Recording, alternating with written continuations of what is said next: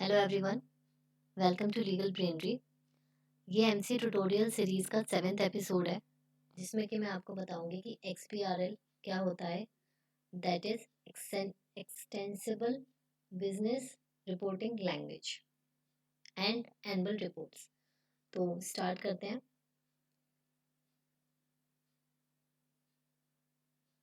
ये आपकी एमसीए की साइट है, ठीक है। सबसे पहले आपको एक्सपीआरएल के लिए हेल्प एंड एफएक्यूज में जाना है। इसमें एक्सपीआरएल से रिलेटेड सारे क्वेश्चंस गिवन हैं। तो सबसे पहले एक्सपीआरएल होता क्या है? XBRL is a language for electronic communication of business and financial data for business reporting around the world. It provides major benefits in the preparation, analysis, and communication of business information. It offers cost saving, greater efficiency, and improved accuracy and reliability to all those involved in supplying or using financial data. XBRL stands for Extensible Business Reporting Language. It is already bringing put to practical use in number of countries and implementation of XBRL are growing rapidly around the world. तो XBRL क्या है? एक language है, basically एक software है जिसमें कि आप सारी अपनी ई फाइलिंग से मेरा मतलब है बिजनेस से रिलेटेड कोई भी फॉर्म है वो आप अगर इसमें डालते हो तो बहुत जल्दी मतलब एक क्लिक के साथ आपकी सारी इन्फॉर्मेशन क्लिक हो जाती है। जो रेलेवेंट क्वेश्चंस हैं मैं उन्हीं को पिक कर रही हूँ जो आपको क्लैरिटी देता है कि एक्सपीआरएल एक्चुअली में है क्या। अब who can benefit from using XBRL? हमें ये पता चल गया कि एक्सपीआरएल है क्या, बट हमें बेनिफिट क्या मिलेगा? So all types of company organisations can use XBRL to save cost. सबसे पहले तो हम इसमें कॉस्ट को सेव करते हैं and improve efficiency in handling business and financial information. Because XBRL is extensible and flexible, it can be adapted to a wide variety of different requirements.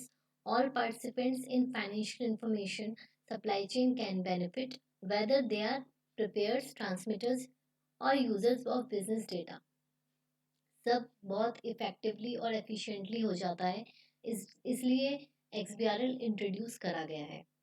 Now, second, does XBRL benefit the comparability of financial statements? XBRL benefits comparability by helping to identify data which is genuinely alike and distinguishing information which is not comparable.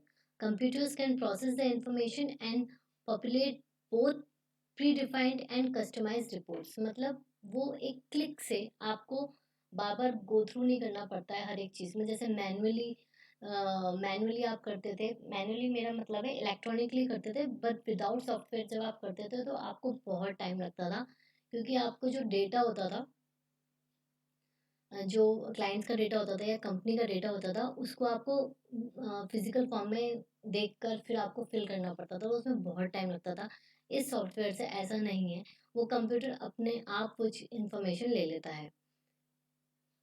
अगर computer system में वो है, जैसे आप करते हो ना, जैसे पहले से आपकी इंफॉर्मेशन अगर आप किसी भी पोर्टल पे अपना आपको रजिस्टर कराते हो, कुछ कराते हो, तो वो कंप्यूटर में बेस्ड होती है, तो आप नेक्स्ट किसी पोर्टल पे जाके करते हो तो वो अपने आप इंफॉर्मेशन ले लेता है, नेम, एड्रेस वगैरह सब में। तो ऐसे ही इस एक्सबीआरएल सॉफ्टवेयर में होता है।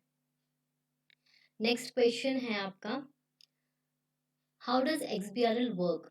सो XBRL makes the data readable with the help of two documents: taxonomy and instance document. Taxonomy defines the elements and their relationship based on the regulatory requirements. Using the taxonomy prescribed by the regulators, companies need to map their reports and generate a valid XBRL instance document. The process of mapping means matching the concepts are reported by the company to the corresponding element in taxonomy.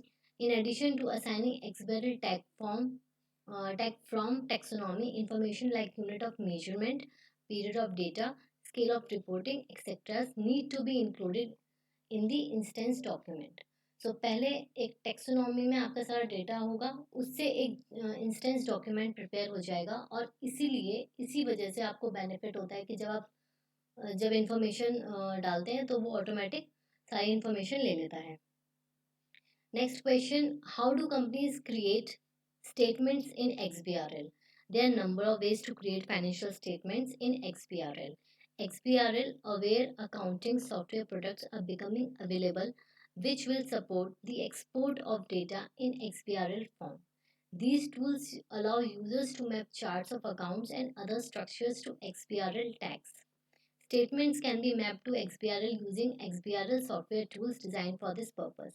Data from accounting database can be extracted in XBRL format.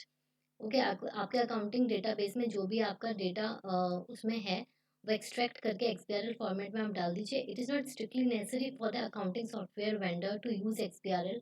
Third party products can achieve the transformation of the data to XBRL.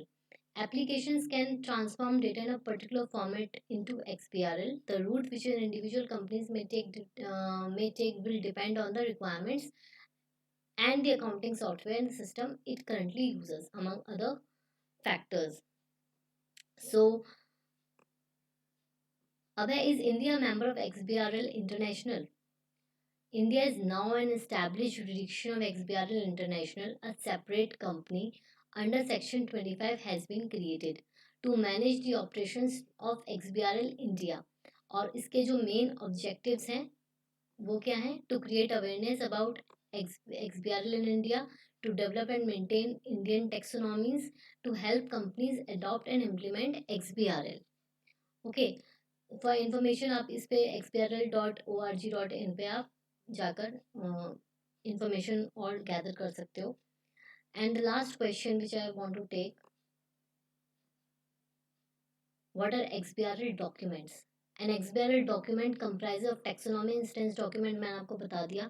Taxonomy contains description and classification. अभी तक हमने बोला कि इसके documents क्या होते हैं, but वो पता चल गया. टेक्सोनॉमी एंड इंस्टेंस डॉक्यूमेंट इसके दो डॉक्यूमेंट्स होते हैं. सो होता क्या है? Taxonomy contains description and classification of business and financial terms, while the instance document is made up of the actual facts and figures. Taxonomy and instance document together make up a XBRL document. मैंने आपको बताया ना कि taxonomy is like what is contains a description, like देखो refers electronic dictionary of the reporting concept. It consists of all data definitions. ठीक है, like EPS, net income, such as, ये सब इंफॉर्मेशन उसके अंदर स्टोर कर दी जाएगी. इंस्टेंस वो होगा जिस भी आप पर्टिकुलर कंपनी में डील कर रहे हो उसका जो भी मैटर है उसमें होंगे तो यही टर्म्स ना. उसमें ये एक्सबीआरएल से related, sorry EPS, income, net income, shares, ये सारी इन्फॉर्मेशन होगी तो वो वहाँ से ले लेगा. इंस्टेंस इस पे एग्जाम्पल कि आपने एक कंपनी बना दी, उसका एक एग्जाम्पल डॉक्यूमेंट हो जाएगा और फिर वो दोनों एक साथ जाएंगे तो वो एक्सबीआरएल डॉक्यूमेंट क्रिएट करेंगे. सो ये एक्सबीआरएल से रिलेटेड सारी इन्फॉर्मेशन थी. एक्चुअली क्या होता है ना, एक्सबीआरएल अब यूज़ में आ गया, प्रैक्टिकल यूज़ में आ गया, सब कुछ आ गया, बट सबसे बड़ी मुश्किल क्या होती है जो स्टूडेंट्स के लिए होती है, जो इंटर्न्स के लिए होती है, कि वो किसी भी फर्म में जाते हैं, किसी भी कंपनी में जाते हैं और उनको सीधा काम दे दिया जाता है कि इसकी एक्सपीआर फाइलिंग करनी है, डॉक्यूमेंट्स अटैच करने हैं. बट प्रॉब्लम क्या है, उन्हें पता नहीं होता, एकदम से आ गया, उनके पास टाइम भी नहीं होता पढ़ने का, समझने का. तो ये जो मैं इनसे ट्यूटोरियल सीरीज बेसिकली कर रही हूँ, प्रैक्टिकल तो आप जाके सीखोगे ही. वो तो आपके पास जब कंपनी आएगी, कंपनी का डेटा आएगा, क्लाइंट्स आएंगे, वो आप करना सीख जाओगे. बट अभी इस लेवल पे मेरा जो मेन पर्पस है इन वीडियोस से शेयर करने का, कि आपको एक ओवरव्यू पता चल जाए कि ये चीज़ें अच्छा ऐसा होता है, वो कैसे काम करता है. तो जब आप एक्चुअली में काम करना शुरू करोगे तब आपको एक माइंड में इसका कॉन्सेप्ट जो होगा वो क्लियर होगा और आप उसके अकॉर्डिंग आगे प्रोसीड कर सकते हो. तो ये सारा मैंने आपको XBRL का बता दिया. सेकंड जो है वो है FAQs on annual e filing. अब देखो एक सेकेंड, एक चीज़ और मुझे बतानी थी XBRL से रिलेटेड. XBRL का जो section 137, sorry companies act 2013, section 137 है, वो AOC 4 XBRL ये सब करता है. तो वो किन किन कंपनीज पे एप्लीकेबल है? All companies listed in India and their Indian subsidiaries, all companies having paid up capital of 5 crores and above, turnover 100 crores above, all company which require to provide financial statement accordance with the Indian accounting standards. तो जो जो ये companies है उनको requirement है। और ये जैसे मैंने बताया कि कॉस्ट इफेक्टिव होती है, सब होती है, तो अगर आप करोगे तो आपके लिए बेनिफिट होगा, आपकी कंपनी के लिए बेनिफिशियल होगा। No annual e filing, peak filing. What is annual filing? As a part of annual filing, companies incorporated under Companies 1956 or 2013 are required to file the following e-forms with the Registrar of Companies. 23AC, filing of balance sheet. 23C ACA, filing profit and loss. अब 23AC का और 23AC का एक्सबीआरएल format आ चुका है। ठीक है, तो ये सारे आपके फॉर्म्स हैं जो आपकी ई फाइलिंग में जाते हैं। बेसिकली देखो, they are similar names. 1 second, ये पूरा इसका है, ठीक है, जिसमें कि 23AC, 23ACA, 23AC XBRL हो गया, ये दोनों फॉर्म्स आ गई, और AOC 4 और AOC, मतलब सॉरी, मतलब बेसिकली आपको मैंने बता रही हूँ ना कि 3 चीज़ें आ गई। अब किस किस कंपनी पे XBRL है वो मैंने आपको बता दिया कि सारी listed companies having paid up capital 5 crore और अबव, टर्नओवर 100 करोड़ और अबव। ठीक है, और जो भी आपके अकाउंटिंग स्टैंडर्ड्स को करना है, इंडियन अकाउंटिंग स्टैंडर्ड्स के जो अंतर्गत आती हैं 2015, उनको करना है। तो ये सारा आपका XBRL और ई फाइलिंग से रिलेटेड है। अब एक लास्ट चीज़ जो एमसीए की साइट पर ही गिवन है, जो हम कभी देखते नहीं हैं, यहाँ पे अगर आप डेटा एंड रिपोर्ट्स पे जाओगे तो ये एनुअल रिपोर्ट्स है। ठीक है, तो ये जो लेटेस्ट है आपकी वो है 2015 की। तो देखो, मैंने आपके डॉक्यूमेंट खोला हुआ है, एनुअल रिपोर्ट 2015-16। अगर आप इसको रीड करोगे तो आप देखोगे कि इसमें एक एक चीज़ गिवन है आपकी। चैप्टर 1 ओवरव्यू, चैप्टर 2 ओवरव्यू में तो आपके फंक्शंस एंड ऑल होंगे। कंपनीज अमेंडमेंट एक्ट, मतलब सारा ये कंपनी से रिलेटेड है। की फीचर्स ऑफ कंपनीज एक्ट 2013 और ये सब। सेकंड चैप्टर है organisational structure and functions, like administrative structure, headquarters, register of companies, इन सब के बारे में बताया गया है। CSR, जो आपका CSR होती है। फिर है कंपनीज एक्ट एंड एडमिनिस्ट्रेशन। तो ये पूरा ना ओवरव्यू दिया गया, और ये बहुत ही अच्छे तरीके से मुझे लग रहा है कि मतलब प्रेजेंट किया हुआ है इसमें PDF फॉर्म में।